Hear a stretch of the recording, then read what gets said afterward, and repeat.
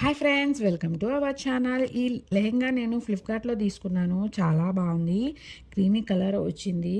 చాలా చాలా బాగుంది. అంటే చున్నీ విషయానికి వస్తే చాలా చిన్నదిగా వచ్చింది. లెంత్ లేదు, వెడల్పు కూడా ఎక్కువగా లేదు. మనం టాప్స్ మీద అయితే ఎలాంటి చున్నీస్ వేసుకుంటామో సేమ్ అంతే సైజ్ వచ్చిందనమాట. కానీ ఫుల్లీ బోర్డర్ వచ్చింది. అదైతే చాలా చాలా బాగుంది. అండ్ రెడీమేడ్గా తీసుకున్న బ్లౌజ్ రిఫరెన్సెస్గా తీసుకొని ఈ బ్లౌజ్ అనేది నేను స్టిచ్ చేశాను.